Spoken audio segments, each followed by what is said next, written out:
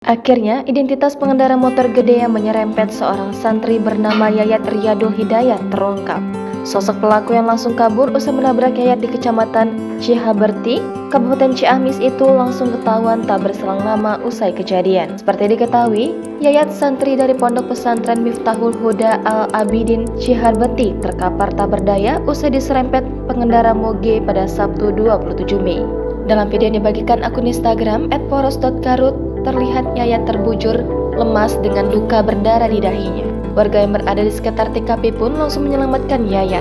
Sembari berteriak, warga pun meminta bertanggung jawab rombongan moge yang melintas setelah pelaku tabrak lari Yayat. Peristiwa tersebut lantas mendapat atensi dari pimpinan Ponpes Miftahul Huda Al-Abidin Imam Usuluddin.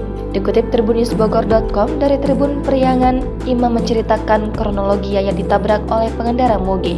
Awalnya, Yayat mengendarai sepeda motor menuju Bandung.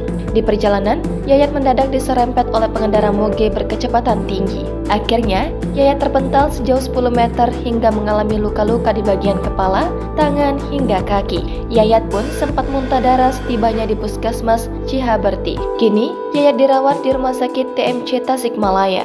Belum sehari kasus tersebut viral, Kapolda Jabar Irjen Pol Ahmad Wiyagus segera memberikan atensi. Sang Kapolda memerintahkan jajarannya untuk segera menangkap pelaku. Pasca viralnya kasus tersebut, komunitas moge Harley Davidson Club Indonesia pun bereaksi. Melalui akun @golden_wingdayx2023, pengurus HDCI mengungkapkan identitas pelaku penyerempet santri Yayat. Ternyata pelaku tabrak lari Yayat bukanlah pengguna moge Harley. Kendati begitu, pihak HDCI ikut bertanggung jawab atas musibah yang dialami Yayat. Lebih lanjut, HDCI juga menyebut pelaku sudah mau bertanggung jawab atas kasus penyerempetan Yayat. Terduga pelaku tersebut kabarnya sudah mendatangi pihak kepolisian dan segera akan bertemu Yayat.